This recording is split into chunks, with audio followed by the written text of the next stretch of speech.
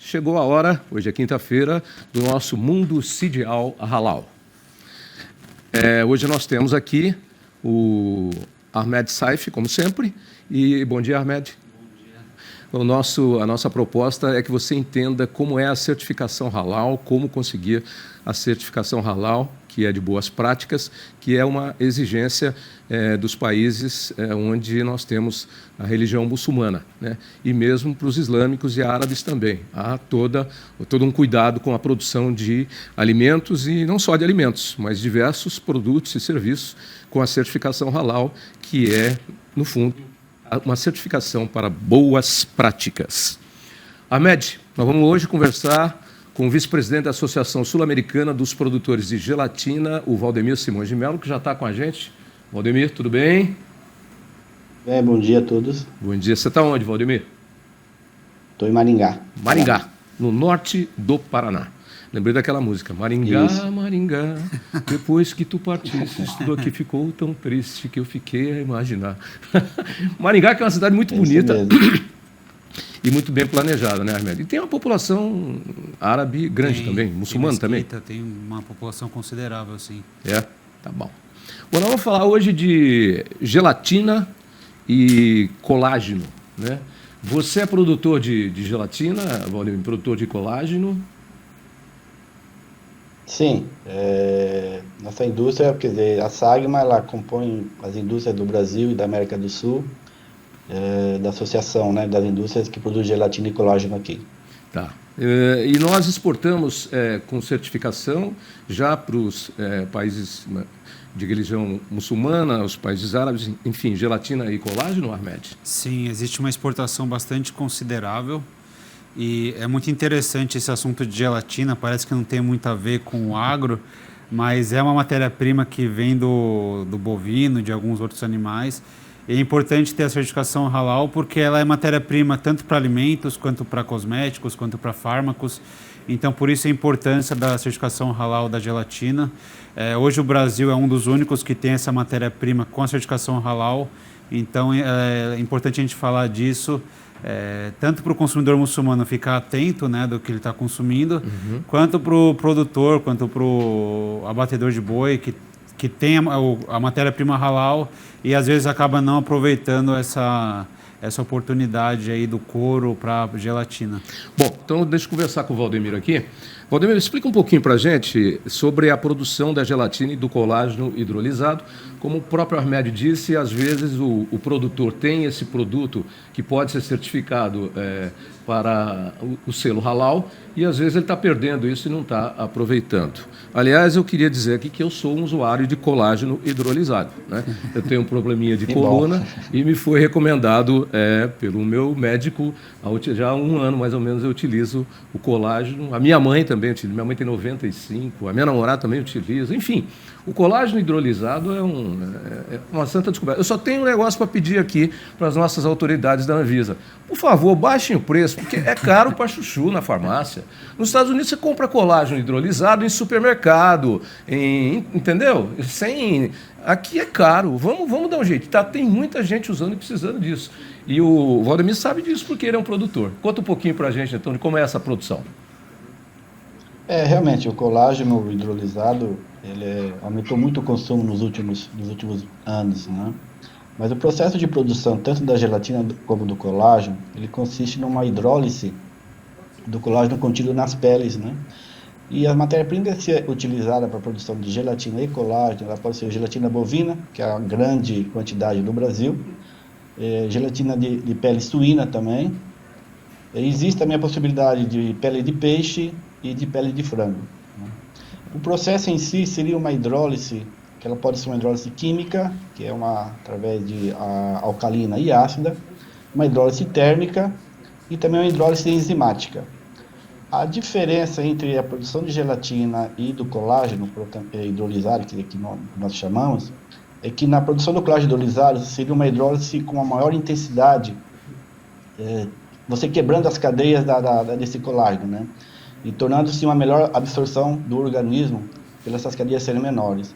Então, a única diferença entre colágeno e gelatina é que o colágeno hidrolisado ele tem uma hidrólise mais forte ainda, tornando as cadeias menores da proteína. Armédio, acabei de ter uma aula aqui de colágeno, porque eu achei que era só o pé da galinha que tinha colágeno e tal. Não, é pele do boi, pode ser pele de suíno, a pele do frango, ele é obtido a partir de tudo isso. Agora, pode falar. No Brasil, a maior quantidade, inclusive o Brasil é o maior exportador tanto de gelatina como colágeno, proveniente de pele bovina, né? Porque o Brasil é forte na pecuária, então tem um dos maiores rebanhos do mundo, os maiores abates do mundo, e consequentemente você tem a maior disponibilidade de matéria-prima bovina para a produção da gelatina e do colágeno proveniente da pele bovina. E como é que é realizada a rastreabilidade para que você possa ter depois também a certificação halal, porque você precisa ter a rastreabilidade disso, quer dizer, o animal tem que ter sido abatido com certificação halal, né, e dentro dos princípios do halal, para poder ter essa rastreabilidade. Como é que é feita essa rastreabilidade? Então, é muito interessante a cadeia da gelatina e do colágeno, porque começa no frigorífico, então existe o abate halal do boi. Hoje o Brasil é o maior produtor de carne bovina halal do mundo. Então começa no frigorífico com abate, tem todo o processo que a gente já conversou no último programa, e retira-se o couro e vai para um curtume.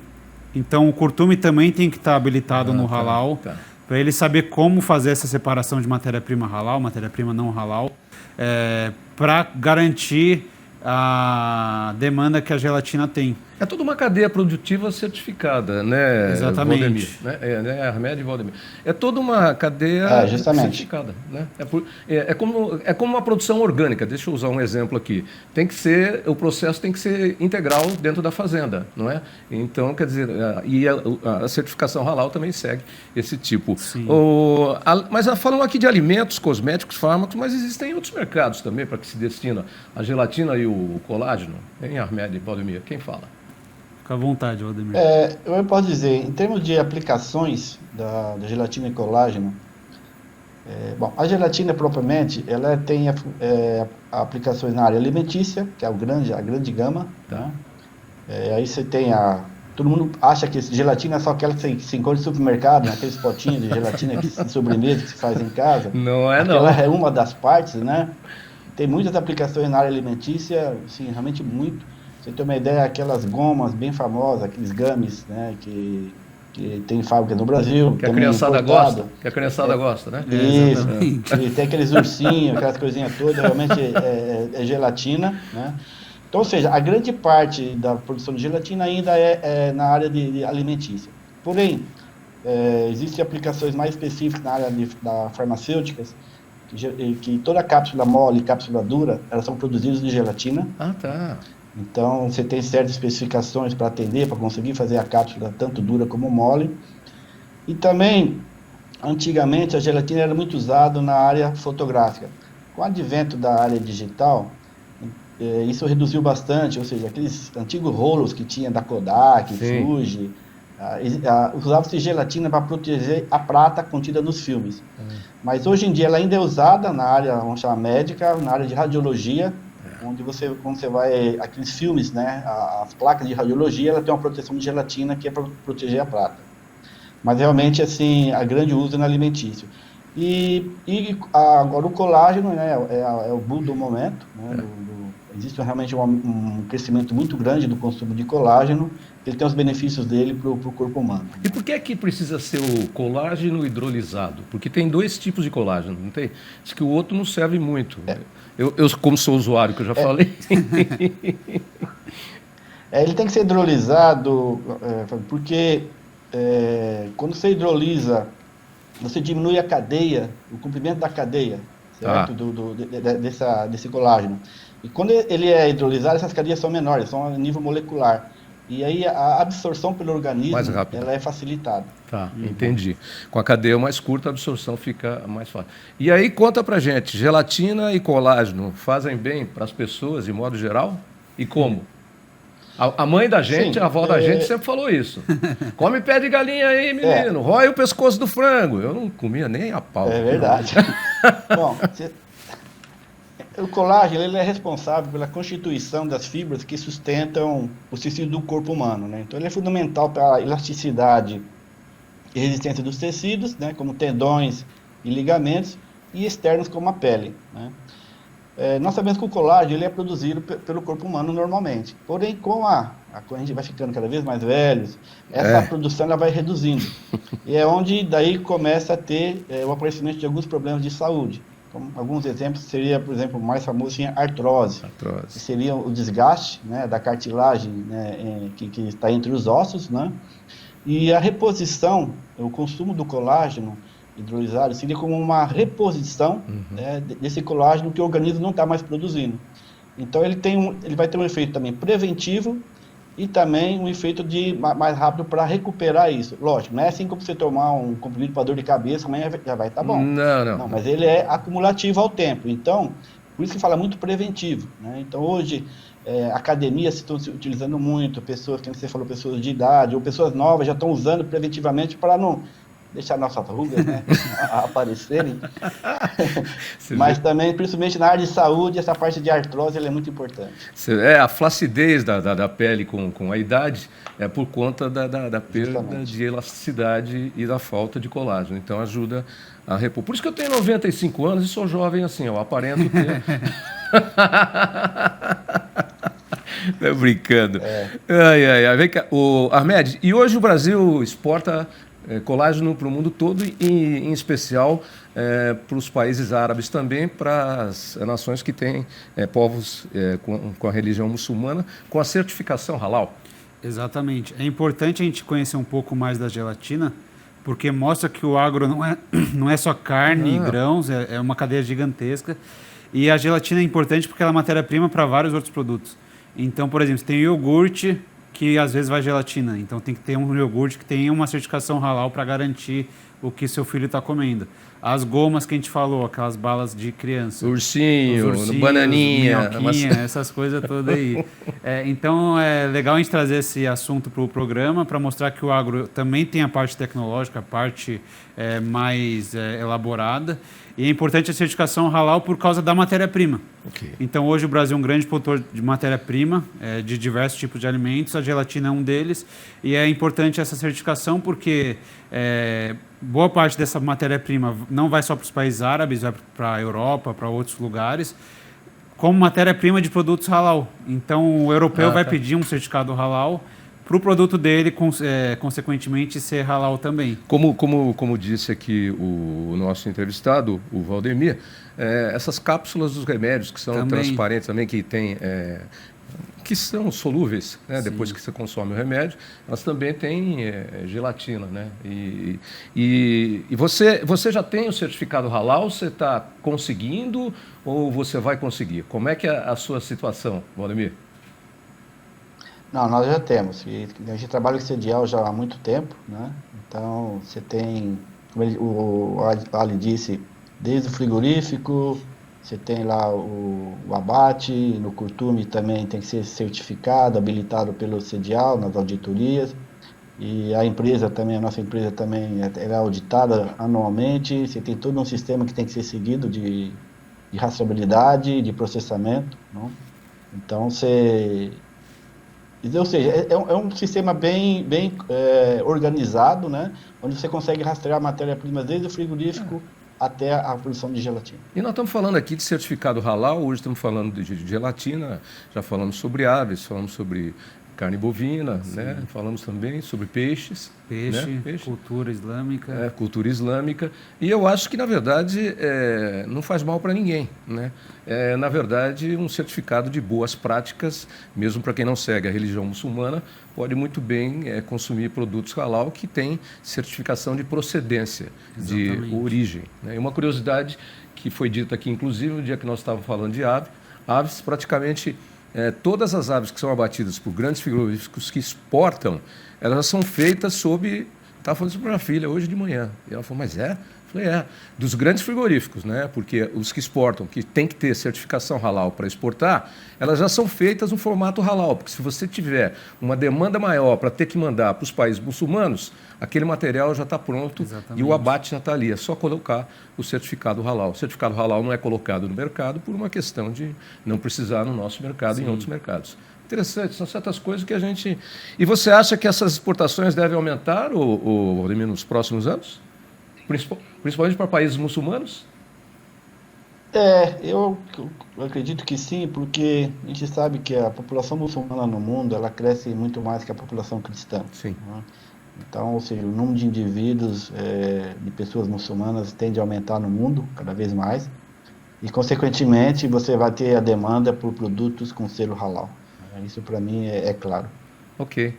Também a sua posição e a sua opinião, Não, Ahmed. com certeza, né? As pessoas entendendo mais do assunto, entendendo a importância de consumir produtos que tenham rastreabilidade, que vai gelatina, com certeza vai aumentar essa demanda e, se Deus quiser, o Brasil vai estar na frente, como sempre. Tá aí. Gelatina e colágeno também podem ter certificação halal e precisam ter para entrar nesses mercados. Mercado crescente, como foi dito. Pode falar. Gostaria de fazer um comentário também durante a produção de gelatina halal e também o não halal, né, pelas indústrias de gelatina, todas elas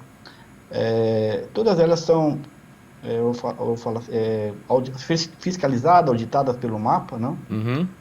E aí todas as empresas têm os programas de GMP, os programas de HACCP, que seria controles de perigos, Food Fraud, Food Defense, tem auditorias de clientes, que todas elas têm, que os clientes cada vez exigem mais, algum controle aqui, um controle lá. A rastreabilidade da matéria-prima, ela está assim também perante o MAPA, cada vez bem mais restrita, então hoje já consegue chegar realmente até, se possível, até a fazenda de onde veio, né, desde que a legal. cadeia toda esteja alinhada nisso daí, né. Então é um produto que também tem muita segurança.